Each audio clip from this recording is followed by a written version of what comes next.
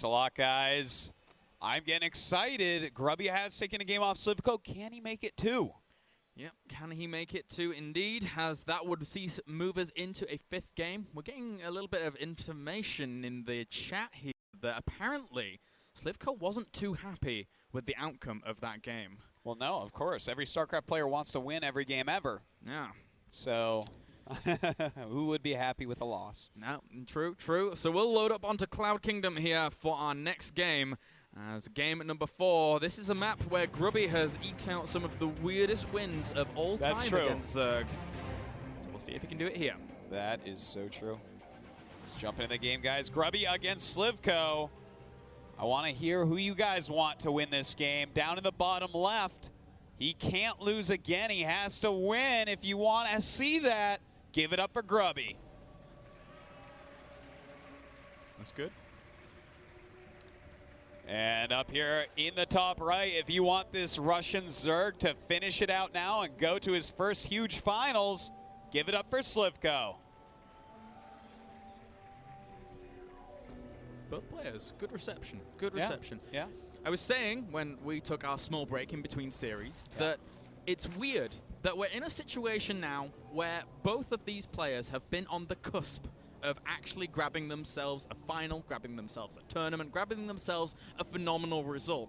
But they've never been able to make it. Yeah. Now we're in a situation in the round of 4 where one of them is going to fulfill that dream. They're going to fulfill the potential of going into the finals here and fighting for the crown of the Intel Extreme Masters Singapore. This is a pretty weird situation, but pretty cool at the same time. Well, I tell you what, Claris, pro gamers don't play for money. Okay, maybe MC and MVP. I know they love the game too, but nom nom nom. Pro gamers don't play StarCraft 2 to make sick bank, okay? Yeah. They play to make it to that finals, to feel that pressure, to get cheered for on stage. And I guarantee you there is nothing in the entire world both these players want right now than to make it to this finals.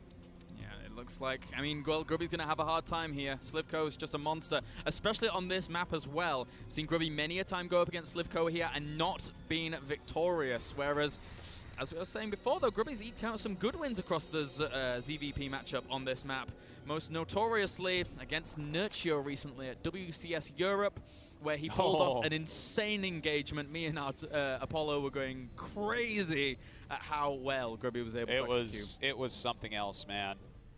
I would love to see something like that. Well, what Grubby's going for right now is a Forge in the main base. And a Forge in the main base is a tricky Forge indeed. You don't really know what they're doing. They don't have to get the upgrade when they make it in the main base. I mean, they always do, but they don't have to. They might. No. There are different levels of mind games that can go on here. I so thought you were going to go into a Forge in the main base is like worth 2 in the bush or something. Or something. A Forge in the main is worth 2 at the choke. That's how it goes. Okay. But no, I wasn't going to say that. It's good, man. It's good. It'll stick. It'll stick. For now, we have the Zerglings just clearing out the 3rd location here. For now, Slivko here keeping everything under wraps. And, I mean, you know, this is just going to play out like we normally see the ZVP matchup play out here.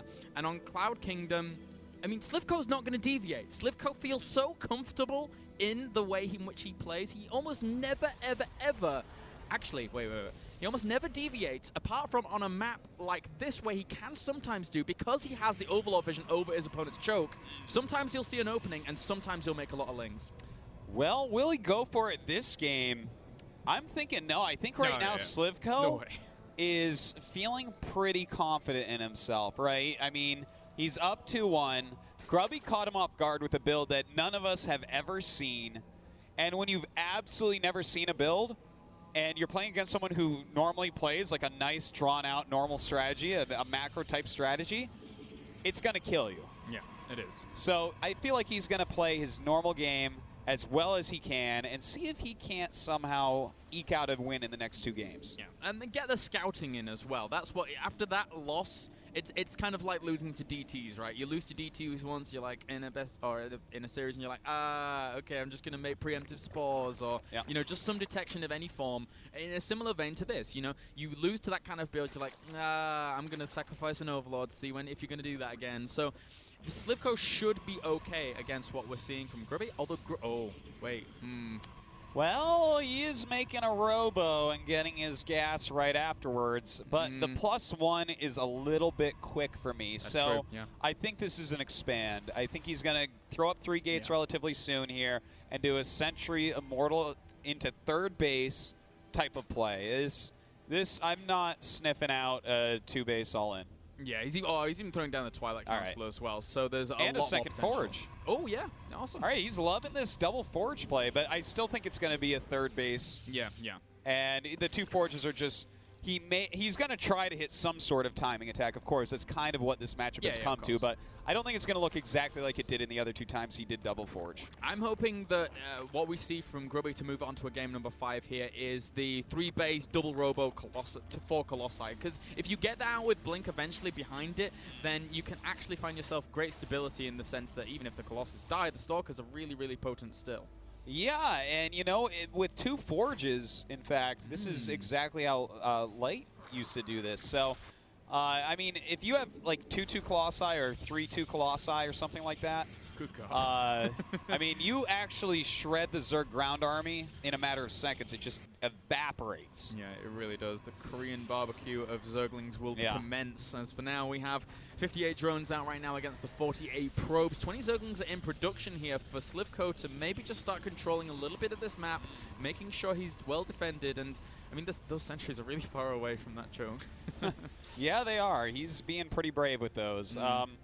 But you know what? This is a lot of Lings and a lot of Roaches being produced. He's got 58 drones, so he's pretty sure that there is an Immortal Sentry all incoming, or he wants to put on pressure. But, okay, you know what? He has an Overlord at that third base. He knows what's going on. He wants to deny this third, and not just through creep. He's going to send his units over here pretty soon. Yeah, that's going to be a little bit scary. Grubby needs the SimCity down and around in order to deal with this kind of play here from Slivko. He actually sees the Roaches moving out with the Observer in his main, so he should be under the impression now that there is that potential for aggression, and he should be able to wall off in time. Well, here come a lot of Zerglings. Not too scary yet. Throwing down a single force field. I feel like those force fields, by the way, never catch Lings. Yeah. Lings are too fast, even slow Lings. Apparently so. I mean, yeah, he still doesn't have speed. It's a good point, though. Oh, there we go. Actually, no, he does have speed now. For now, he does have the Infestation Pit on the way, as well as getting his 5th and 6th gas geysers, moving into an aggressive location. It almost looks as if he wants to put an aggression at the natural, not the third. Yeah, it does look like that. And, in fact, that's something that can catch Protoss off guard. But he has a Zella at the Watchtower. I don't think it's going to catch Grubby this time. Throwing down those gateways, making sure that he's well stable to deal with that. Even if the rocks start getting beaten down on, it's still easy to deal with. It's still okay to actually be able to reinforce that location. Well, we do have Grubby warping in plenty of units, keeping the top of that map. He has 2 very well-placed observers right now in front of both entrances to his third and natural. So there's really not any way to break him right now. And I think Slivko basically realizes that. He's not going to attack up into this. Yeah, and I mean, Grubby here, he's just playing that very, very safe 3-base style. He does not have his Observer anymore positioned in his opponent's main. Both of them are being utilized to spot exactly when his opponent wants to put on some aggression. And from here, if he wants to keep those around there, I can't help but feel he needs another Observer just to actually keep spotting that hive timing. It's so important. And look, he's actually playing almost exactly how we were saying early on. Yeah, and the hive just started. He does not know, of course, and he's going to have a nice timing this game, though. That's what we have to keep in mind. This is a much different game than the other 2 double Forge games. He's going to have Colossi mixed in, which is going to help out so much with the Lings. He tried it with the Storm. It didn't work out. But if he can get a couple Colossi out and actually do this powerful move, then, I mean, at the minimum, he's going to kill a base this time. Yeah, yeah. It's actually a little bit different to what we were talking about in the sense that he hasn't thrown down the second robo, but that allows him to just eke out a little bit extra, more of a diverse tech, right? Yeah. So that gives Grubby more options. And in the hands of someone like Grubby, that's a good situation to be in. You can get a good amount of storms and feedbacks going. No, I mean, double robo is very powerful, but you have to be so precise with your timing of it, and it has to do a certain amount of damage. Whereas if you're going single robo, they can't just make a ton of corruptors and win the game. Oh, beautiful move here by Grubby. Going to pick off a lot of these roaches with almost 0 losses. Nicely done there, indeed. I was scared that the Lings were going to swing around from the side there for Slivko, as he looked as if he was going to pincer. But no, he just goes for this normal play right now. And at this point, I mean, the Spire and Hive are finished up, and he still does not have intel. And the one observer that he has near his opponent's base just got fungled. Uh-oh. I mean, he's got to start knowing, though. I mean, eventually with Protoss, you're like, oh, he probably has Greater Spire on the way, right? And Stargate just went up as I said that. So he is pretty keen on exactly what's going on. His upgrades do continue to upgrade.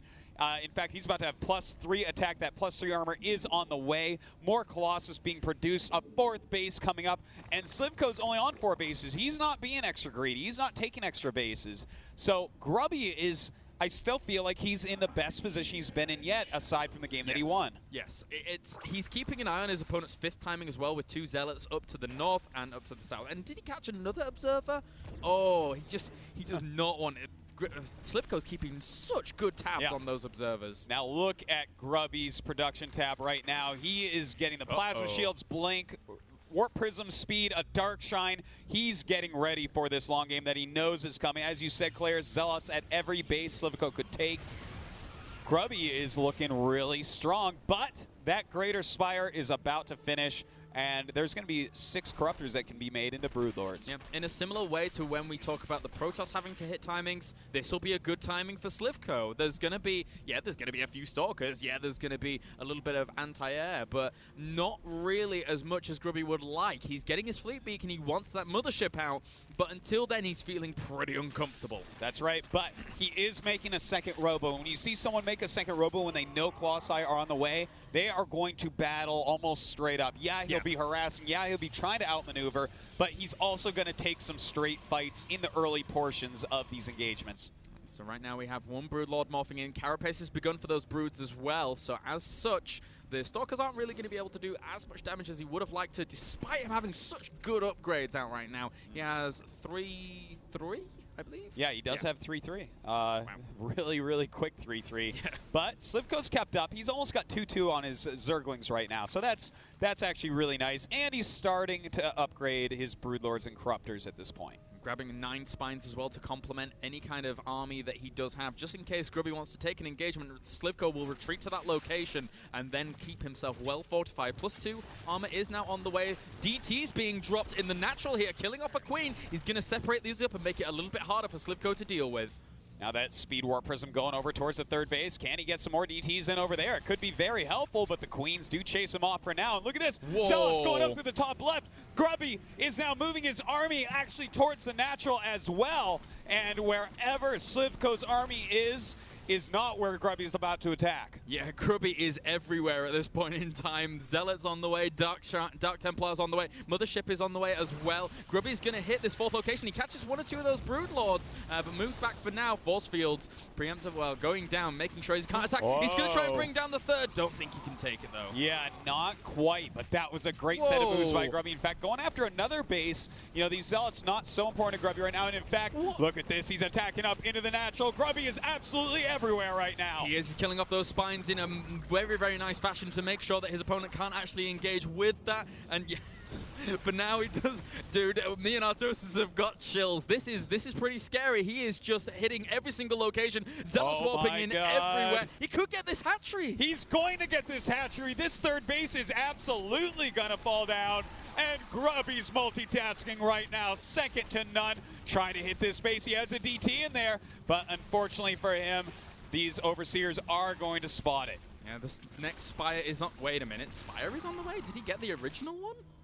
No, he didn't get the original one. He's getting the second one for those double upgrades right now, as well as just maybe to deal, just in case that Greater Spire actually gets sniped out there. He's 1 DT, could potentially try and deny this base up to the top left-hand corner, but for now we have that Templar Archives on the way. +2 shields has finished up, and he's gone back into Colossus production. So Grubby here, grabbing a 5th base down to the bottom right-hand corner. He's building up a lot of energy on that Mothership, and actually his composition is looking pretty good. It seriously is. Oh Artosis. My God, a Nidus Worm. Oh my God. A Nidus Worm is in production, guys. This is getting crazy. Slivko is pulling out all the stops at this point. and he is going to have to get some counter damage on because Grubby is controlling the map. He's harassing everywhere like a complete pro that he is. His upgrades are phenomenal, and Slivko realizes that this may go to a Game 5 if he doesn't do something fast. Not only that, Artosis, but air armor is upgrading here for Grubby, so he has the potential to swing into that very, very heavy air armor and weapons and everything just to get those carriers going. Grubby's actually poking in once again. He's going after the Greater Spire and dropping the other Spire at the same time. Grubby is everywhere. Once again, we see what made him a Warcraft 3 champion, and they make him a StarCraft 2 champion as well. They go down at almost exactly the same time in synchronization, and right now Grubby's still putting on pressure. If he could get that hive, that would be huge here. If he can somehow keep dancing around from this Broodlord Infestor army, he may never need to engage, but the Broodlords are moving through the middle of the map now, trying to rain down a little bit of havoc on the remaining army of Grubby. Oh my god, I mean, there's still a great army for Slivko, so you cannot count him out yet, but all of his tech being completely destroyed. Can the hive go down as well? It goes down, Grubby snipes it out. There's no more tech out for Slivko. This is it, this is do or die for Slivko with this composition. A good going out. Oh, a gigantic vortex going down for Grubby, but does he have the Archons to put in it? No, he does not. No, he's getting some high Templar now. He's trying to muff them into Archons as quickly as he possibly can do. How much energy does he have left on this mothership? He has 55. He needs 40 seconds to actually buy time to deal with this. Meanwhile, Slivko barreling down on this 4th location. He's going to kill it off. There is technically a 5th base down in the bottom right-hand corner here for Grubby, but it's not actually mining right now, so still, this could go either way. And Slivko's sending Lings down to that bottom right. Oh no, he turned him back around. Good thing for Grubby, but Grubby is on the edge right now. He's done amazing damage, killing another hatchery, but if Slivko kills his army here, it's all going to be over anyways. And the Broodlords here closing in on the gap. How much energy does that mothership actually have here? It has 83 energy. He needs 15 more seconds. The 3rd base is under assault, but again, you've got to realize if Grubby can pull off a good engagement here and get the Vortex, Slivko has no means by which to replenish any of this army. That is right. Slivko is on the rocks as far as his economy goes. Grubby just has to kill the army one time. This is not undoable for Grubby. If he can get that Vortex off, if he can throw the Archons on, it will be huge. Look at this, he just caught all the infestors. Oh my god, Grubby here taking such good feedbacks right now. A few bases actually go down from Grubby up to the top left-hand corner. The Broodlords are in a great position here to negate a lot of this. He catches a few of them. How much anti-air does he have left? Is he going to retain these Archons? He needs to catch those Broodlords. They have nothing complementing them. He breaks down 3 of the Broodlords. There's only a few more left. He's taken a 50 supply lead. And right now, if he can kill these Broodlords, he will take the game. Well, even this mothership can kill him because there is no anti-air here. No detection. Slivko is going to lose this game. Grubby with some amazing play all over the place, eliminating these last few Broodlords. Oh my god, 100 supply up right now. Grubby still trying to fly around. Slivko trying to rally back to his defenses. He's trying to get those hatcheries up. He's getting a few roaches out, but roaches against the composition that we have from Grubby. Is it really going to do anything, Artosis? It is not, Colaris. It is not at all, and Slivko has to know it. He looks like he's in shock on that player cam, in fact, that Grubby has done it. He's fought back, made it 2-2, and this is it, man. Nothing left for Slivko. GG! Grubby takes it back to a game number 5 here in Singapore, and oh my god. You don't see games like that out of anyone, Colaris. No. That multitasking, that harassment, those warp prisms, amazing, fantastic. I'm covered with nerd bumps. So am I, man. So am I. Guys, let's send it over to the analysis desk. We need a breather here. Don't blame you, Colaris. That was an amazing game, and we now have the series tied up 2-2.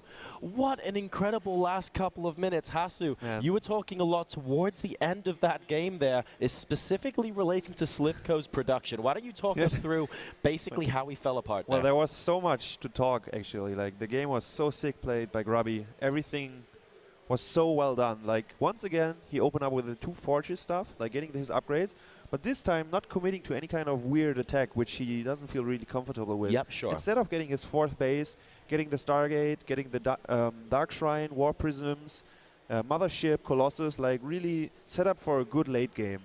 And then he really started to shine, like attacking at 3 or 4 locations at the same time. Oh, that was really good. Like having his Mothership at home just in case if you need to recall because you're gonna get funneled. And yeah, like in the end he killed the Infestation Pit, the Spawning Pool, both Spires. And Slivko had 4k minerals, 2k gas, Yeah, and the only thing he could make was roaches. And then I think because all his hatcheries died, he didn't have the hotkeys anymore. So he started to make like 3 roaches in the very end, even though he had so much minerals banked up. Like, he really was falling apart to all this harassment, to all this multitasking by Grubby. So, yeah, I think let's jump into the replay and let's have a glimpse of the the multitasking and the different attacks everywhere. Yeah, I think this, I get the impression you guys thought so as well. This really was a turning point of the game with Grubby just effectively being everywhere on the map. Pig, what have we got going on here? Well, this is just amazing. There are these tiny holes in Slivko's defense, and Grubby is using them to get any damage done. You'll notice he's just damaging these hatcheries so that later on he can keep on getting in there and doing damage. Yeah. Moving up here, clearing out some spine crawlers, and then pulling his army back. Constantly warping in up at the top again to come in and snipe the 3rd base. He's just everywhere at once, constantly finding holes. Same time, warping in at the 4th. He's basically just all over the place constantly. There were the slightest holes in Slivko's vision. I mean, that's all I can criticize him for, really. Yeah. Like, if we go into his vision for just a second here, there is no Overlord up here, so he didn't see the Warp Prism for a really long time. But still, this kind of aggression went on for like about 10 minutes. Like, Grubby kept attacking everywhere for about 10 minutes while he was setting up his own, like, yeah, Archons, Colossus, and a good army itself, gathering the energy on the Mothership for a Vortex. And then, yeah, in the very end, as I said, Slivko couldn't make anything. Like, he had the minerals, he had the gas, he had the supply, but there was just no possibility to get units anymore, besides a few roaches. Like, yeah, we do see the Immortals running in, Dark Templars, Zealots everywhere. That's like It was just beautiful played, yeah. That's like the only way we can summarize it. It was just so good to watch. Yeah, remaking those production structures is so difficult, especially when you're dealing with battles on multiple fronts at the same time. And you realize you've got to build a spawning pool so that you can make a lair, so that you can make any structure to build anything other than Zerglings and Roaches. And you don't really want to be building Zerglings and Roaches against that tier 3 Protoss army. So it was just fantastic play from Grubby. Yeah, I guess that sums it up, right? Yeah, that was like really fantastic play. He was everywhere at once, man. That was an amazing part of the game to watch, and really the linchpin of how Grubby ended up just pushing Slivko all the way. And that means we're going to be getting into a deciding game number 5. Over to you, Artosis and Kalaris.